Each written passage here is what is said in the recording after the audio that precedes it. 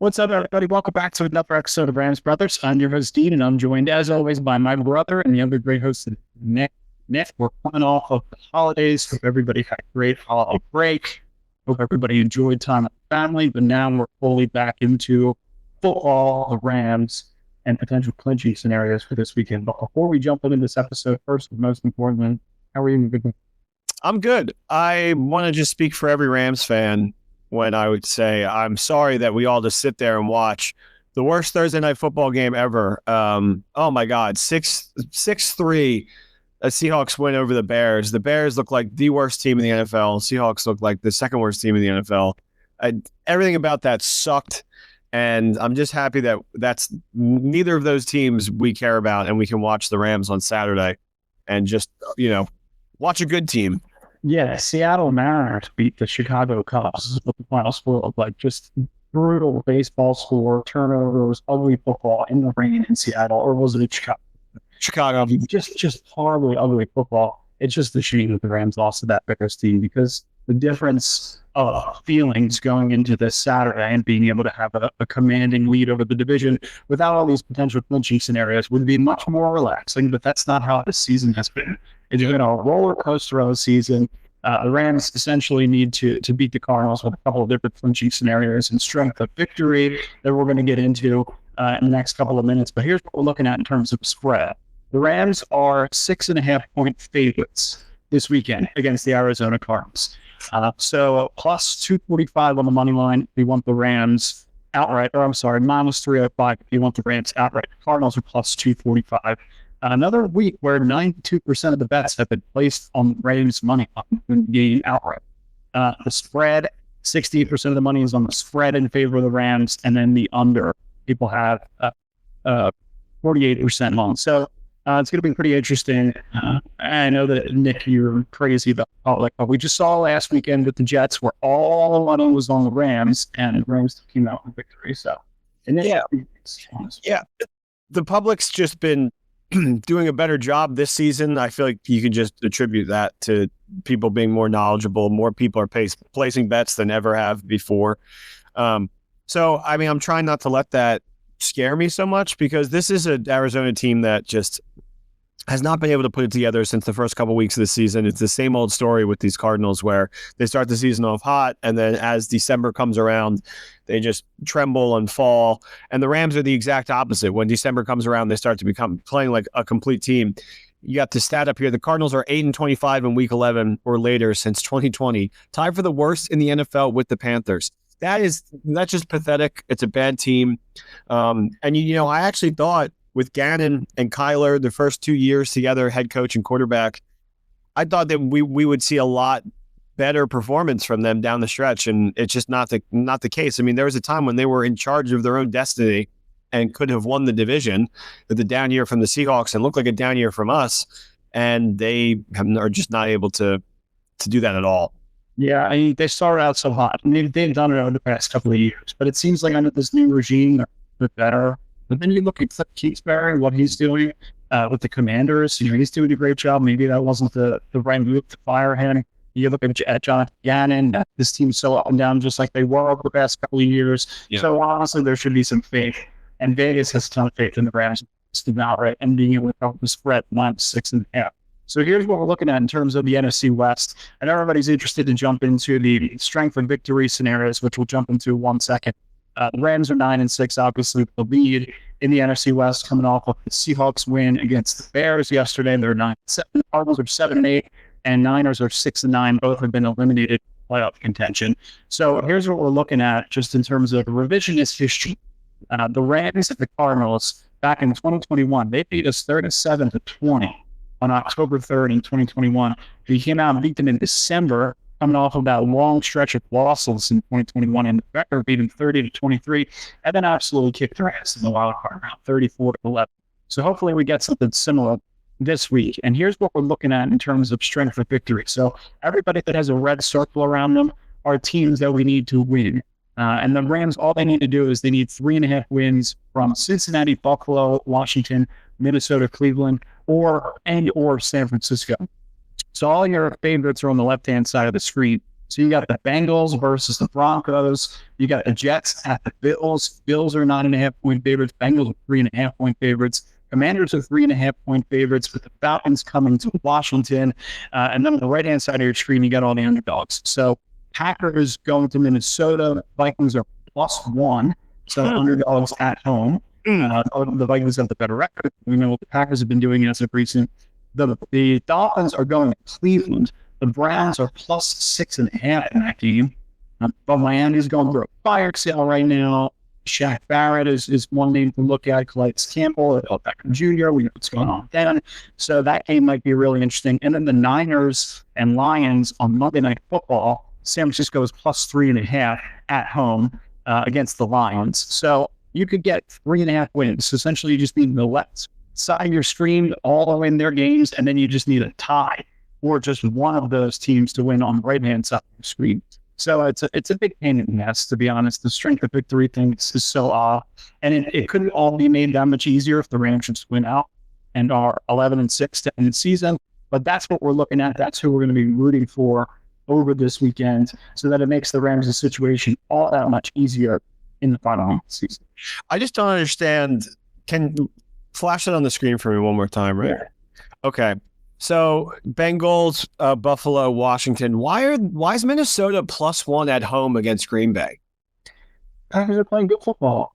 Yeah, and the Vikings aren't? The Vikings are playing even better football. Yeah, I mean, to me, I think we are worry about Saturday, yes, but all of the stuff that needs to happen for us on Sunday, I think it's more than likely. And I'm going to be honest with you. I know the Lions are great.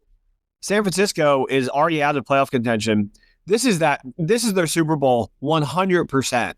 You know, like to beat like the potentially the best team in the NFL on a Monday night in San Francisco, the fans are going to be there. Like that, I mean, I think they have a real shot in winning that game too. Like I'm sure the public money is all on Detroit in that game as well. So I don't think it's that unlikely that we're in a world where a lot of that good stuff happens for us, and then we're, starting Stetson Bennett on against Seattle in SoFi, right? It's in SoFi. Yeah. No, I think you're totally right. That's what's going to be so interesting about this weekend. It's like you might get a couple of offsets, and then you might get some of the favorites to drop the game. So all we need really is 4 of the 6 teams to win the game, and the Rams with a win against the Cardinals clinch the division, which would be a ton of fun. And that's the way you can celebrate going into New Year's. And right in between Christmas and New Year's, Rams clinch the division after this roller coaster season. So here's what it looks like. This is what everybody's referring to. This is the points chart on the left.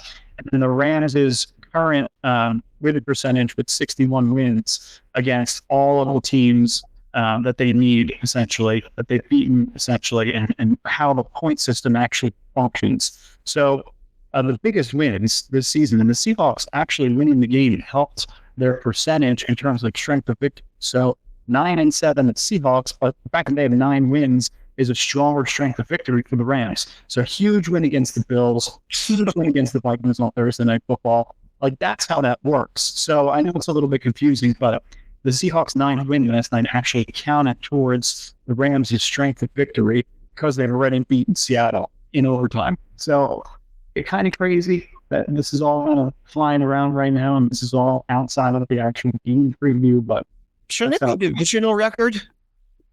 Yeah, I guess strength of victory is more important than the divisional record. That's crazy. Head-to-head matters, but overall win total matters. So it's pretty nuts. I thought it'd be in division, and we swept the Niners, and we beat the Seahawks once, and we lost to the Cardinals once. So I don't know. Like to me, it feels like I don't know. I just feel like that was always the case. It was always in division before. They got conference record. I hope it was. Yeah, conference record too. I don't know. Maybe they changed it. Yeah, I'm not sure exactly when that rule changed, but it's definitely confusing. So I'm still pissed off over the fact that this game unfolded the way that it did. So the Rams lose to the Cardinals back in September. So it was week 2. The Rams are coming off the overtime loss against the Lions. Adam Murray yawns. He posts on Twitter, a yawning emoji, which I can't wait to post when the Rams handle business on Saturday.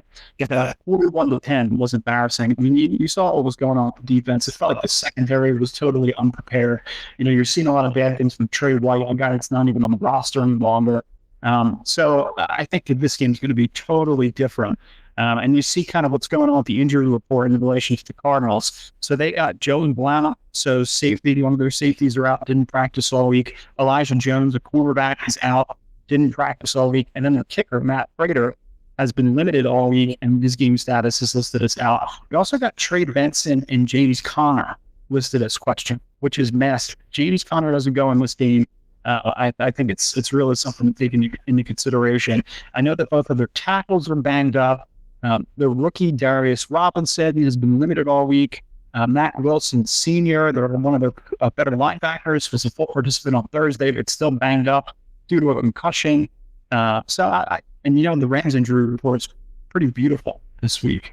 I think it was the greatest Christmas present to us all, is the fact that the injury report was so limited. Rob Havenstein came out of practice Wednesday with a shoulder injury. So the Rams said they would be starting Joe Newton if Rob Havenstein can't go, which is definitely concerning for Saturday night, considering it's a playoff clinching opportunity. Yeah. Nobody wants to see Joe Newton on the field. We'll definitely prefer our situation. Yeah, I mean, yes, the injury report is awesome, and I'm also still very mad at Kyler tweeting the yawn emoji. And we talked about it on the last episode about how the Rams have not had like a blowout win. They're not poised to make a move in the playoffs if they can't destroy one of these bad teams. And I really think this is the opportunity to do so. More like the season's coming to an end. You're playing against a weak Cardinals team that somehow handled business like hand over fist against you. So everybody in that locker room should have a revenge mindset and go in there thinking like, let's not take our foot off the gas. It's a Saturday night primetime game. America will be watching. So like go out there, show the world who the Rams really are, and like put that thought into the other team's minds. I saw a clip from Amon-Ra St. Brown's podcast where they're like talking about scenarios of who they play in the playoffs, and he's just like, dude, I don't want to play the Rams. Like I do not want to play the Rams. That's who we have to be. I don't want to play the Rams or Packers. Yeah, I mean division is division. I feel like they kind of see themselves and the Packers as like the two best teams in that divisions, and the Vikings are like the younger brother. So yeah, those are the two. And we're just like, I mean, anytime we play the Lions with Stafford and Goff, it's just an amazing story. So yeah. Goff has won every one so far. So hopefully not this time around. Hopefully that they can clinch the playoffs this weekend, and we can rest our starters and get prepared for the Lions potentially, the Commanders potentially. Who knows what that match is? Like, depends on how the wild card shakes out. I just want to stay in command. That we see is the goal. But I think this one's going to be good. The Rams offensive line was playing really good football. They dealt with multiple injuries to begin the year, and I think that was one of the factors as to why the offense stalled in games against the Bears, games against the Packers, against the Cardinals, even in week 2. So 8 different unique offensive line combinations during the first 12 weeks of the season, tied for 7th most in the NFL. However, since week 13, their starting combination of Jackson, Avila, Limmer, Dotson, and Havenstein have played all 242 snaps together, making the Rams the only team to use only one unique combination during that span since week 13. So this is a redemption game for both the offense and defense. The offense only put up 10 points on the road against Arizona in week 2. It could have been really competitive against the Lions. So this is one where they need redemption. And you're not going to have to deal with any weather. You're not going to have to deal with rain. You're not going to deal with freezing temperatures. You're going to be comfortable in your home stadium. So the offense should be firing. I'm expecting a lot of passes in this game, just considering, the last couple of weeks, how the game plan has been catered around runs. So you want to be able to switch some things up and beat the Cardinals with that status on, which I think is going to happen, which is what happened back in 2021. And then also with defense, Kyler Murray has attempted 16.3% of his throws from outside the pocket this season, the 11th highest rate in the league. So Kyler Murray, he's got the 5th highest completion percentage, 7th most in terms of yards per attempt, and 46.8% success rate, which is the 4th highest, all ranks top 10 amongst qualified passers. So we know the Rams struggle against quarterbacks that are outside of the pocket. We need a big game from Jared Rose, Byron Young, the linebackers to be able to move sideline to sideline and just contain Kyler Murray as well as possible. Yeah, I feel like the only game Marvin Harrison Jr. was like the wide receiver that Arizona thought he was going to be was against us in week 2. Mm-hmm. So I think being able to maintain him, but always having that quarterback spy on Kyler to make sure that you can contain him. And I also agree. I think it's going to have to be, I mean, hopefully it's not a shootout, but I think you're going to have to be like a high-flying offensive situation where you got to be scoring fast. You cannot just stick to the run game. You have to, be able to make these big plays downfield. I feel like that's where Arizona struggles more so than on the run. So it's the opposite of what we played last week. But this team has showed that they can win in a multitude of different ways. So I think an increased blitz rate from the week prior. So they only blitzed Aaron Rodgers twice. They're going to blitz Kyler Murray, especially in well-timed scenarios. But also to have a spy, like to be able to disguise your pressures and disguise your pass rush. I think is going to confuse Kyler Murray. He doesn't like a lot of stuff pre-snap. He doesn't like a lot of pre-snap motion. So to be able to give him disguised loss and to be able to move your secondary around while your front four is generating a ton of pressure is just going to confuse him a little bit. He's turned the ball over a lot as of recent. He makes some poor decisions. People have questioned if he's even a franchise quarterback. So I think this week's going to be really interesting if the Rams defense shows up much different than how it showed up week 2. And another really interesting stat. So 16% of his throws from outside of the pocket. It's 11 highest rate. Did we already show this one? Yes, we did. Okay. So also another one. Rams defense has allowed 9.0 yards per carry, which is the 6th most, and 73.3% success rate. A rushing success rate, which is tied for third highest amongst quarterbacks who scramble. So again, another stat that proves that the Rams, the defense is kind of like, when you look at the overall statistics, they're kind of like a top 15 defense or a bottom 15 defense. Like tons of yards, 368 yards per game allowed.